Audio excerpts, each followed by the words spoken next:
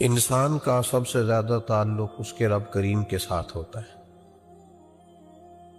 اللہ تبارک و تعالیٰ کی طرف سے اسے نعمتیں ملتی ہیں، رب کریم کی طرف سے اس پر عطائیں ہوتی ہیں۔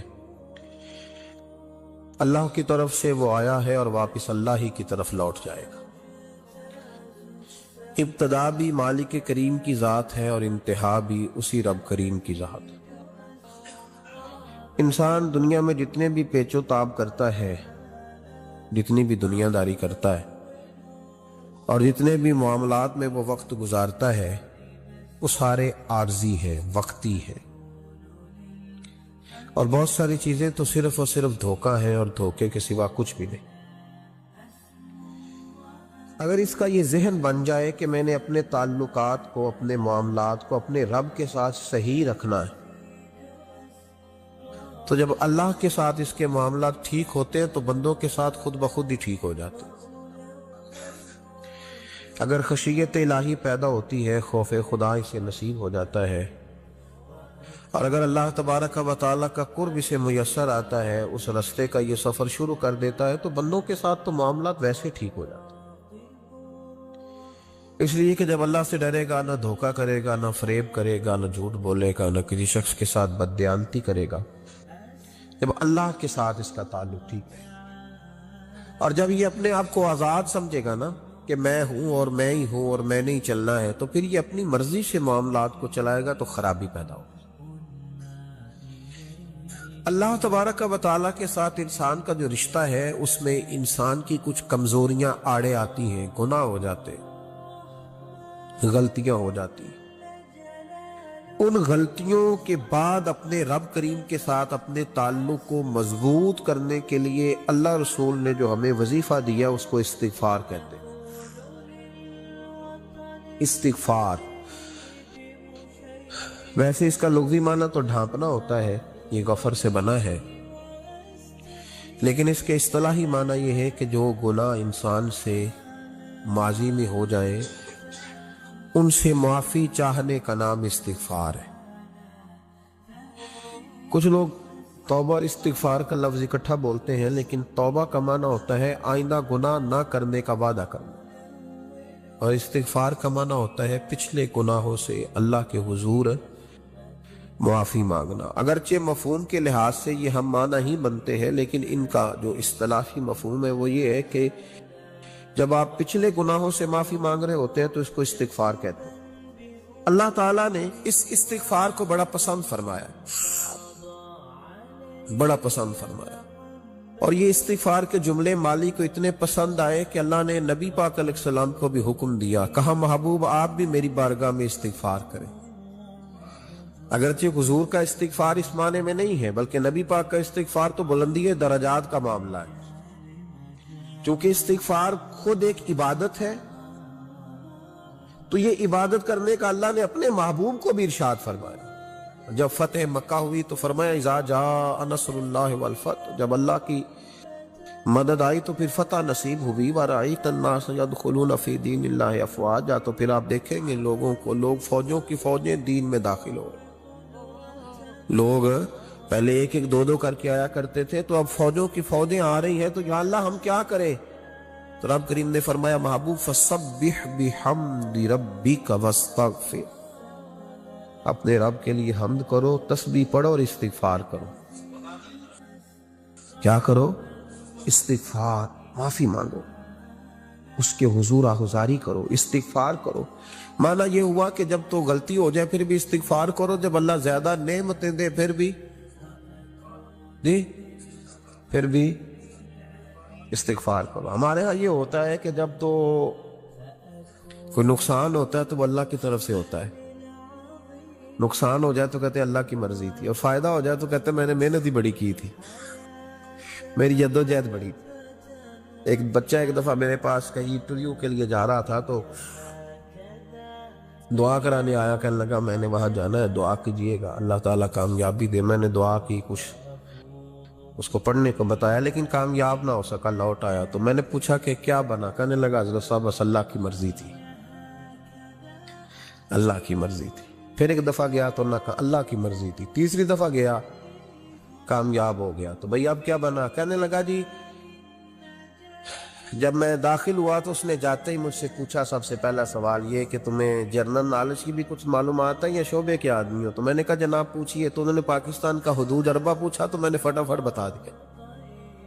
پھر انہوں نے مجھ سے پوچھا کہ یہ جو مینار پاکستان ہے اس کی تجویز کس شخص نے دی تھی؟ تو میں نے فٹافٹ اس کا بھی نام بتا دیا۔ پھر شارٹ ہینڈ کے ایک دو سوالات اس نے کیے تو وہ بھی میں نے بتا دیے، تو الحمدللہ کامیاب ہو گیا۔ میں نے کہا بیٹے جب تو ناکام ہوا تھا تو اللہ کی مرضی تھی، اور کامیاب ہوا ہے تو میں لگا دیے، اب اللہ کی مرضی کدھر گئی؟ یہ اتنا بڑا نقص ہے انسانی فطرت کا، اتنی بڑی کمزوری ہے کہ معاذ اللہ تعالی ہم کمزوریاں قدرت کے کھاتے میں ڈال دیتے، اور ناکامیاں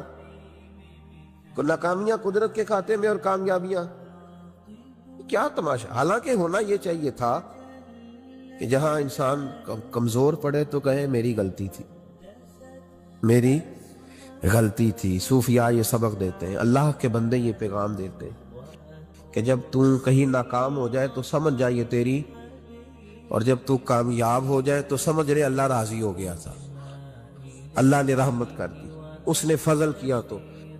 تو یاد رکھیں استغفار، کئی چیزوں پہ استغفار ہوتا ہے، کئی چیزوں پہ، اور استغفار کا نفع ملتا ہے۔ کیا نفع ملتا ہے؟ وہ سورہ نوح کی آیت نمبر 10، 11 اور 12 میں اللہ نے بیان فرمایا کہ استغفار صرف گناہ سے معافی چاہنے کا نام نہیں، بلکہ استغفار کا تمہیں فائدہ ملے گا۔ کیا؟ رب فرماتے ہیں فَقُلْ تُسْتَغْفِرُوا رَبَّكُمْ۔ جب حضرت نوح کی قوم قحط کا شکار ہو گئی، آزمائشیں آ گئیں، تو آ کے حضرت نوح سے کہنے لگے اب ہم کیا کریں؟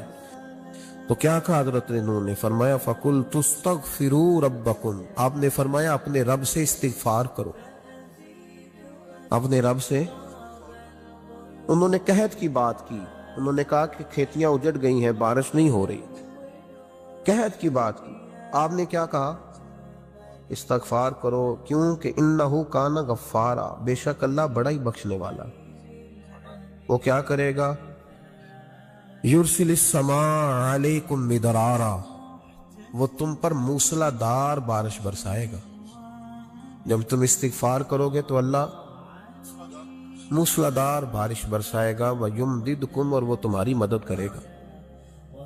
استغفار کرنے والے کی اللہ کیسے مدد کرے گا؟ بِأَمْوَالٍ وَبَنِينَ، تمہیں مال بھی عطا کرے گا اور بیٹے بھی عطا کرے گا، بارش بھی دے گا استغفار کرنے والے کو، اور مال اور اولاد سے اس کی مدد بھی کرے گا۔ وَيَجْعَلْ لَكُمْ جَنَّةٍ وَيَجْعَلْ لَكُمْ أَنْهَارًا، اللہ تمہیں جنت بھی عطا کرے گا اور تمہیں نہریں بھی عطا فرمائے گا، تمہارے لیے جنت بھی بنائے گا، انہار بھی بنائے گا۔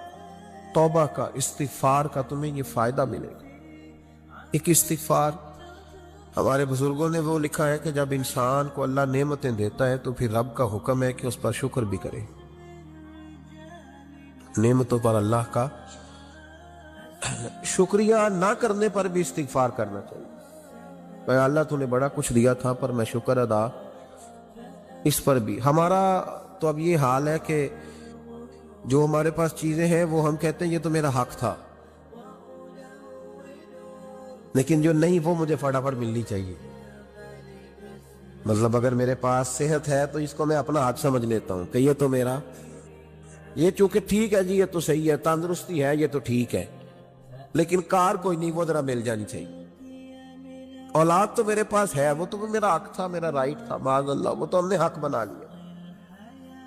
اور میرے پاس بنگلہ کوئی نہیں، وہ مجھے فٹافٹ مل جانا چاہیے۔ بھئی یہ کس طرح تیرا حق تھا؟ کس حساب سے؟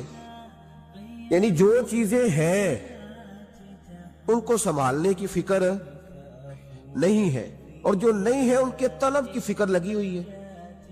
شکر نعمت کو محفوظ کر دیتا ہے، شکر نعمت کو محفوظ کر دیتا ہے، اور ناشکری نعمت کو لَئِن شَكَرْتُمْ لَأَزِيدَنَّكُمْ وَلَئِن كَفَرْتُمْ إِنَّ عَذَابِي لَشَدِيدٌ۔ اللہ فرماتے ہیں شکر کر، میں تیری نعمتوں میں اضافہ کر دوں، اور ناشکری کرے گا تو عذاب دوں۔ شکر نہیں نہ ہوتا، شکر نہیں ہوتا۔ دیکھیں نا،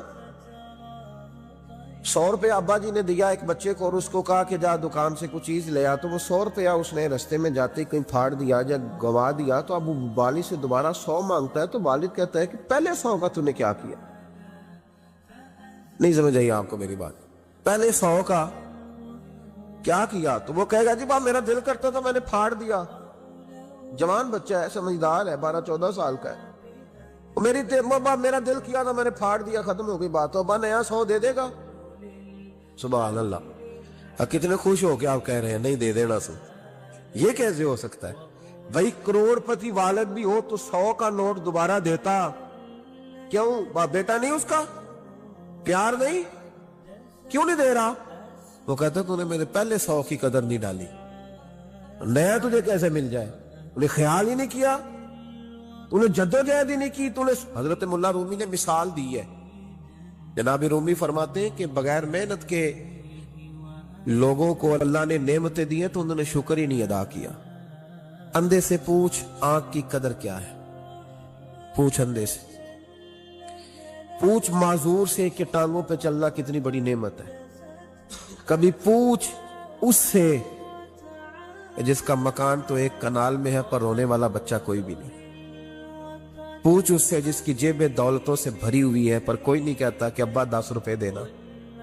پوچھ یہ کتنی بڑی تکلیف ہے. حضرت رومی نے لکھا ہے، وہ فرماتے ہیں کہ ایک والد تھا تو اس نے بڑی دولت کمائی تھی تو اس کا بیٹا بے دریغ ہی اڑاتا رہتا تھا. کبھی ادھر پیسے بھگا دیے، کمائے نہیں تھے نا، محنت نہیں نہ کی تھی، کمائے نہیں تھے. والد بڑا سمجھاتا تھا پر سمجھ نہیں آتی تھی. لیکن اس کے ابا کے ذہن میں ایک بات آئی. وہ کہنے لگا بیٹے یار میں کنگال ہو گیا ہوں، اچانک حالات خراب ہو گئے، ایک آنا مجھے چاہیے، دوائی خریدنی ہے، کہیں سے لے کے آؤ. اس نے کہا ابا مسئلہ ہی کوئی نہیں، یار ہی بڑے ہیں، بہت سارے لوگوں کے ساتھ رات میں جاتا ہوں روٹی کھانے ہوٹل میں، کئی ہیں جو میرا انتظار کر رہے ہوتے ہیں، فیس بک والے اور جناب وہ سیلفی والے بڑے سارے ہیں جو کہتے ہیں تیرے بغیر گزارا ہی نہیں. بڑے ہیں جو روز سویرے اٹھ کے پہلے مجھے السلام علیکم کا میسج کرتے ہیں، پھر اس کے بعد کسی اور سے. بڑے ہیں، کوئی مسئلہ ہی نہیں. ایک کے پاس گیا، ایک آنا چاہیے، اس نے دے دیا، لا کے ابا کو دیا. تو ابا گھر کے اندر جو امیر لوگ ہوتے تھے گھر میں کنواں کھدوا لیتے تھے. ابا کنویں کے کنارے بیٹھا تھا، جب بیٹے نے آنا لا کے رکھا تو اس نے پانی میں پھینک دیا. اگلی صبح پھر کہا بیٹے ایک آنے کی ضرورت ہے، دوا خریدنی ہے. اس نے کہا مل جائے گا. 2 4 5 دوست ابھی ہیں بڑے مالدار، ان سے جا کے کہا ایک سے آنا لایا. ابے نے پھر پھینک دیا، تیسرے دن بھی پھینک دیا، چوتھے دن بھی. یار اب ختم ہو گئے. کچھ آہستہ آہستہ دوستوں کو پتہ چل گیا کہ کنگال ہو گیا. خبر پھیل جاتی ہے نا، اب بھوکا ہو گیا. اب آہستہ آہستہ موبائل بند ہونے لگے، آہستہ آہستہ جو ہے وہ نمبر بلاک ہونے لگا، حالات بگڑ گئے. اب جب اسے پتا تھا کہ یار تو اب دروازہ کھٹکھٹاتا ہوں تو کہتے ہیں کہ اسے کہہ دو میں گھر نہیں، ابا نے تو آنا مانگنا ہے اور میں بے دریغ دولت ابا کی اڑاتا رہا ہوں. اب یہ بھی نہیں کہہ سکتا کہ مجھے دیتا کوئی نہیں. شہر سے باہر نکل گیا، سارا دن مزدوری کی، جد و جہد کی، کبھی کام کیا نہیں تھا، ہاتھوں پہ چھالے پڑ گئے. بڑا مشکل ہوتا ہے جن لوگوں نے کام نہ کیا انہیں کرنا پڑ جائے تو. تکلیف کا شکار ہو کے ایک آنا کمایا، شام کو لا کے والد کی ہتھیلی پہ رکھا تو اس نے پھینکا نا جب کنویں میں تو چیخ پڑا، کہنے لگا ابا جی آپ سیاڑے بیاڑے بندے ہیں، روز پیسے لا کے دیتا ہوں، کنویں میں پھینک دیتے ہو، کوئی کرنے والی بات کرو. نہیں دوائی کھانی تو نہ کھاؤ، ضائع کیوں کرتے؟ بیٹے کو باپ نے تھپکی دے کے بٹھا لیا. اس نے کہا بیٹا میں نے پہلے دن تو نہیں پھینکا، تو 7واں دن میں روز پھینکتا ہوں، آج تیری چیخیں کیوں نکلی؟ کہنے لگا ابا پہلے ادھار کے تھے آج مزدوری کے. نہیں سمجھ آئی بات؟ پہلے بولیے اور آج میری محنت ہے، مزدوری ہے، جد و جہد ہے. تو والد کہنے لگا بیٹے یہی میں تجھے سمجھانا چاہتا تھا، وہ میرے بھی محنت کے ہیں جو تجھ روز یاروں کو کھلا آتا ہے، میں نے بڑی جد و جہد سے جمع کی ہے، میں کنگال نہیں ہوا، صرف تجھے سمجھانا تھا. او بھائی یہ آنکھیں تیری محنت کی نہیں نا، اس لیے تو شکر نہیں ادا کرتا. یہ وجود، یہ ٹانگیں، یہ شعور، یہ تیری جد و جہد کا نہیں. جو عقل کی دولت اللہ نے دی ہے نا، یہ تیری محنت کی نہیں. اگر محنت کی ہوتی تو سجدے میں پڑا رہتا، تو خیال کرتا. اللہ نے آنکھیں دی ہیں قرآن دیکھنے کے لیے. جب کوئی کسی گندی چیز کو دیکھتا ہے تو ناشکری کرتا ہے، جب غلط طرف اٹھاتا ہے یہ چیزیں تو ناشکری کرتا ہے. صاحبو یاد رکھنا اور اس پر ضرور غور کرنا کہ جب نعمتوں کا شکر ادا نہ کیا جائے تو پھر ہمیں استغفار کا حکم دیا گیا ہے. پھر کیا کرنا ہے ہم نے؟ استغفار کہ یا اللہ ہم تیری نعمتوں کا شکر ادا نہیں کر سکے تو ہمیں معاف فرما دے، تو ہم سے درگزر فرما، معاف فرما۔ ایک استغفار اس بات کا ہے کہ دیکھیں نا، یہ رسول پاک علیہ السلام کا فرمان، یہ حدیث امام رازی نے لکھی ہے، اور نبی پاک کی فرمان کے لحاظ سے جو چیز ہمارے سامنے آئے نا اس پر ہماری آنکھیں بھی کھل جانی چاہیے، دل بھی کھل جانا چاہیے، کہ کوئی خاص ہی بات تھی جو حضور نے بیان فرمائی صلی اللہ علیہ وسلم۔ سرکار دو عالم علیہ السلام نے فرمایا ایک آدمی نے 500 سال بغیر ریاکاری کے اللہ کی عبادت کی۔ کتنے سال؟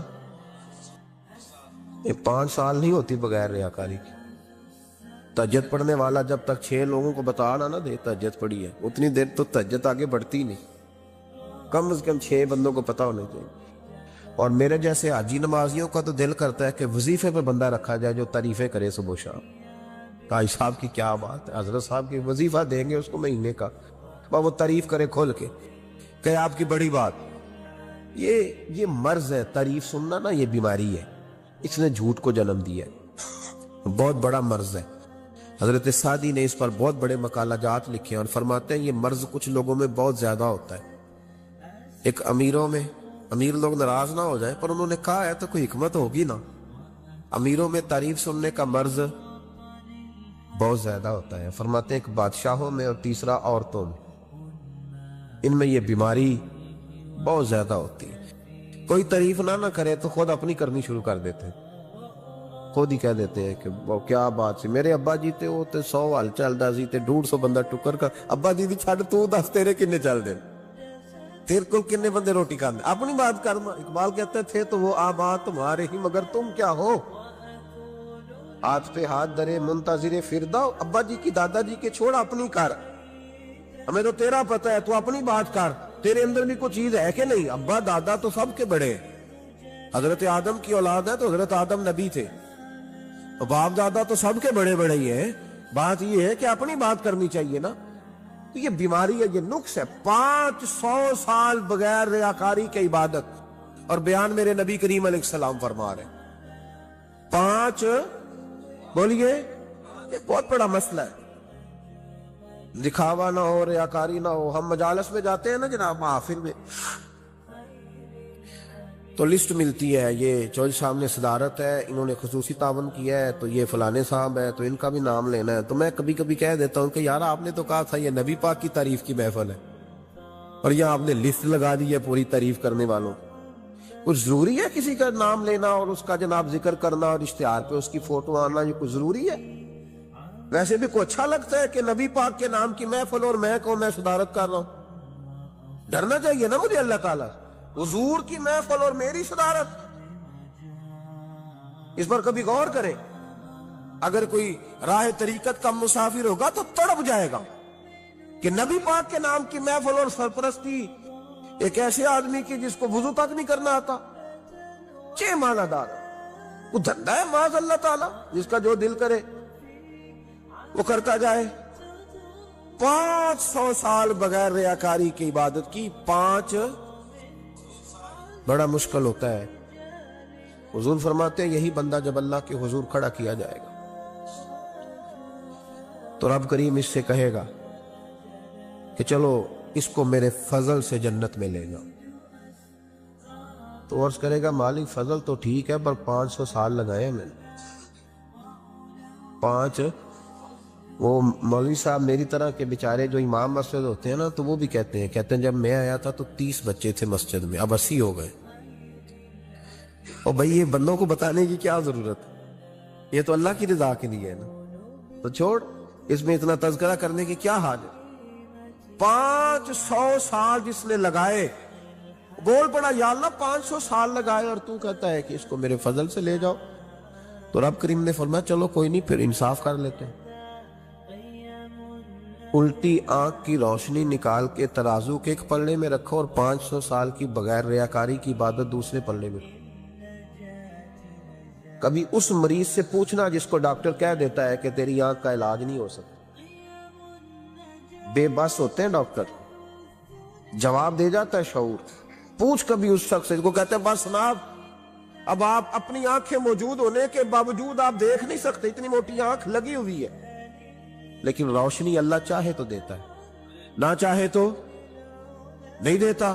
5 ایک آنکھ کی روشنی ایک پلڑے میں رکھ لو اور دوسرے میں 500 سال کی عبادت رکھ دی، اللہ اکبر۔ تو رب کریم نے فرمایا اب تولو، جب تولی تو وہ عبادت تھوڑی تھی اور ایک نعمت زیادہ تھی۔ اللہ نے فرمایا یہ تو بھائی اس کو تو 500 سال دیے تھے، یہ تو ایک نعمت کا شکر نہیں ادا کر سکا، پکڑو اس کو دوزخ میں ڈالو۔ ایک کر کے کیا آیا ہے؟ پکڑو جہنم میں ڈالو اس کو، لے چلو۔ ترمذی شریف کے لفظ ہے، نبی پاک نے ہمیں سمجھایا اور ایک جملے میں ساری بات ختم کر دی۔ حضور فرمانے لگے تو اللہ کی تھوڑے دیے ہوئے رزق پہ راضی ہو جا، وہ بھی تیری تھوڑی عبادت سے راضی ہو جائے گا۔ اور اگر تیرا پروگرام ہے نا لمبی چوڑی جائیدادوں کا، تو پھر سجدے بھی لمبے کر، پھر لمبے کرنا تو بھی۔ یہ کیا بات ہوئی؟ یہاں جتنی دولت بڑھتی جاتی ہے عبادت سکڑتی جاتی ہے، وقت ہی نہیں، ٹائم ہی نہیں، یہ بڑھا پھر۔ تو جب دوزخ میں جانے لگا نا تو پھر خیال آیا، تو حضور فرماتے استغفار کرنے لگا، کہنے لگا اللہ میں بھول گیا تھا، اللہ مجھے غلطی لگ گئی، استغفار کر رہا۔ تو جب اس نے استغفار کیا تو رب کریم تو پہلے ہی بڑا قبول کرنے والا ہے۔ یا اللہ میں بھول گیا تو فرمایا چلو جو استغفار کرے اسے تو میں ویسے ہی معاف کر دیا کرتا ہوں، اسے بخش دو، اسے میرے فضل سے جنت میں لے جاؤ۔ پہلا استغفار ہمارے بزرگ نے ایک مراقبہ کراتے تھے، مراقبہ ان فی خلق السماوات والارض واختلاف اللیل والنہار لآیات لأولی الالباب۔ مراقبہ ہوتا تھا اللہ کی نعمتوں پر غور کرنے کا نام۔ تو اکیلا بیٹھ، گردن جھکا اور غور کر خدا کا فضل کتنا ہے اور میری اس میں محنت کتنی، اس کا شمار کر۔ اس طرح کر کے 2 خانے بنا، ایک خانے میں اللہ کی نعمت رکھ اور دوسرے میں پھر اپنی محنت رکھ۔ اس کو کہتے ہیں مراقبہ۔ یہاں سے مراقبہ سٹارٹ ہوتا ہے۔ اور اگر تو شکر ادا کر رہا ہے تو پھر ٹھیک ہے، ورنہ پھر استغفار کر، پھر اللہ کے حضور معافی مانگ، پھر اس کے حضور آہوزاری کر، پھر اس سے کہہ کہ وہ معاف کرے۔ ہم لوگ یہ والا مراقبہ نہیں کرتے، اس لیے جو چیز ہے وہ تو میرا حق تھا، مجھے فٹافٹ دوسری بھی چاہیے۔ استغفار کریں اس لیے کہ ہم شکر ادا صحیح طور پر کر سکے۔ پھر اس کے بعد دوسرا استغفار اس وقت ہوتا ہے، اللہ اکبر، کہ جب انسان باشعور زیادہ ہو پر بے عمل بھی اتنا ہی زیادہ ہو، اسے بھی استغفار زیادہ کر دیجیے۔ آپ میرے سمیت کسی بھی آدمی کو چھیڑیں گے نا تو دنیا اور مافیہا کی وہ باتیں کرے گا، لیکن جب اس کا عمل دیکھا جائے گا تو کچا سا، پلپلا سا، کمزور سا۔ یعنی ایسے لوگ ہیں جو ماں باپ کی عظمت پر 6 گھنٹے تقریر کر سکتے ہیں، لیکن اگر ان کی اماں سے جا کے پوچھا جائے کہ بیٹے کا حال کیا ہے جی، تو کہتے ہیں بڑی تکلیف میں، اپنے بیٹے کے سبب سے وہ بڑی آزمائش کا شکار۔ بھئی تیری 6 گھنٹے کی تقریر کا معنی کیا ہوا؟ تو لفظوں کے گورکھ دھندے کا ماہر ہے۔ لفظوں میں ادھر گیا ہوا تھا بڑی دور پنجاب کے ایک شہر میں، تو ایک صاحب مجھے کہنے لگے کہ میری 21ویں سالانہ محفل ہے۔ میں نے کہا آپ نماز پڑھتے ہیں؟ کہتے نہیں۔ تو میں نے کہا محفل کا کیا معنی رکھا ہوا ہے آپ نے؟ یہ کیا ہے، رسم ہے؟ فلاں بہت بڑے عالم کو میں نے بلایا، فلاں کو بھی بلایا، فلاں نعت خامی کو، یہ کیا ہے؟ اگر تو نمازی نہیں آج تک، اس کو کیا سمجھتا ہے تو؟ میرے بھی فلاں بزرگ سے بھی تعلقات ہے، تو نے کیا حاصل کیا ان سے؟ تعلقات کا کیا مطلب ہوتا ہے؟ فوٹو آتی ہے ساتھ، اخباروں میں تصویر لگ گئی، فیس بک پہ آ گیا کہ میں ان سے ملا ہوں، اتنا تعلق ہے؟ یا تو بھائی خوشبو کے قریب سے بندہ گزر جائے تو خوشبو آنے لگ جاتی ہے۔ انہیں پایا کیا؟ شعور ہونا اور عمل نہ ہونا بہت بڑی مصیبت ہے۔ اس سے اللہ کی بارگاہ میں استغفار کرنا چاہیے۔ یعنی انسان کو عقل ہو، پتہ ہو، خبر ہو، اور اس کے پاس دھلے کا عمل نہ ہو۔ اس کو 3400 حدیث آتی ہو کہ نماز نہ پڑھنے والے کی سزا یہ ہے، پھر بھی نہ پڑھے، تو سزا ہے کہ نہیں اللہ کی طرف سے؟ حضرت رومی رحمت اللہ علیہ فرمایا کرتے تھے بہت سارے بندوں کو اللہ سارا کچھ دیتا ہے، مسجد آنے کی توفیق نہیں دیتا، معنی یہ ہے کہ اللہ ان سے ناراض ہے۔ وہ کہتے ہیں کہ میں بڑا سمارٹ ہوں۔ تو عقل ہونا اور عمل نہ ہونا، اس پر بھی استغفار کرنا چاہیے۔ شعور ہو اور انسان کو عمل کی توفیق۔ یار ساری زندگی گورکھ دھندے میں گزر گئی لوگوں کی، لفظوں کے بڑے ماہر رہے، اور میں ایسے لوگوں کو دیکھتا ہوں تقریریں 6 گھنٹے، 9 گھنٹے کی تقریریں سنتے، بیٹھتے ہیں مجالس میں، نماز کا وقت آتا تو مصیبت بن جاتی، بھاگتے جان چھڑاتے، مسجد کی حاضری 20 منٹ کی بھی صحیح نہیں دے سکتے۔ کیا ہے یہ کیوں بہت بن گیا تیرے اوپر؟ غور کر، ڈر اللہ سے۔ میرے نبی کریم علیہ وآلہ وسلم نے ارشاد فرمایا قیامت کے دن کچھ لوگ کئیوں کی بات سن کے جنت میں چلے جائیں گے۔ اللہ تعالی ہماری پردہ پوشی عطا فرمائے۔ کہا کچھ تبلیغیں کرنے والے دوزخ کے دروازے پہ کھڑے ہوں گے تو وہ جنتی کہیں گے کہ مولانا پیر صاحب ہم تو آپ کی بات سن کے جنت میں جا رہے ہیں، تو آپ یہ یہاں کیوں کھڑے ہیں؟ تو وہ کہیں گے ہائے افسوس، میں کہتا تو رہا پر عمل نہ کر سکا۔ میں عمل، اس سے مراد صرف ممبر پہ بیٹھنے والا مولوی نہیں، اس سے ہر وہ شخص مراد ہے جو نصیحتیں تو بڑی کرتا ہے لیکن خود عمل وہ بہت بڑا الفاظ کا ذخیرہ رکھتا ہے، پر عمل کے لیے 2 سجدے بھی صحیح طریقے سے دے سکتا، پھر وہ استغفار کرے، پھر وہ اللہ کی بارگاہ میں معافی مانگے، پھر وہ توبہ کرے، اس لیے کہ جو جتنا بڑا ہوتا تھا نا اس پہ خشیت بھی اتنی زیادہ طاری ہوتی، اس پر خشیت بھی اتنی جتنا۔ حضرت عمر فاروق رضی اللہ تعالیٰ عنہ کو زخم لگ گیا، شدید زخم لگا، آپ آ گئے، بڑی زیادہ خون بہ گیا ہے، بہت سارے صحابہ آپ کی گرد جمع ہو گئے، حضرت عبداللہ ابن مسعود بھی آ گئے، تو جناب عمر رونے لگ گئے۔ اب تو رونا آتا ہی نہیں لوگوں۔ حضرت محی الدین ابن عربی کہا کرتے تھے جس کو پورا ہفتہ ہو گیا ہے نا وہ طریقت کا مسافر بھی، جاگ رہے ہیں آپ حضرات؟ کہتے تھے جس کو پورا ہفتہ ہو گیا نا طریقت کا مسافر بھی ہے، پر اللہ رسول کی یاد میں رویا نہیں۔ فرماتے تھے مجھے تو اس کے ایمان پر شک ہونے لگ گیا کہ 8 دن ہو گئے اسے خیال ہی نہیں آیا۔ حضرت عمر میدان میں جس شخص کے کبھی پاؤں نہیں لڑکھڑائے، اللہ رسول کی بات آتی تھی تو دریا بہتے تھے آنسو، یہاں حال ہی کوئی نہیں، خشک خوش جملے اور جناب موٹے موٹے تراشے ہوئے فکرے اور لفظوں کی ہیرا پھیری، اس کے علاوہ کوئی چیز نظر ہی نہیں آتی۔ حضرت عمر رونے لگے، آخری وقت ہے، تڑپ رہے ہیں، آنسو بہ رہے۔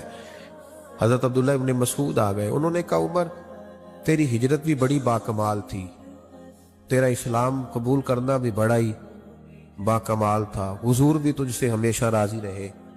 عمر تو روتا کیوں ہے یار؟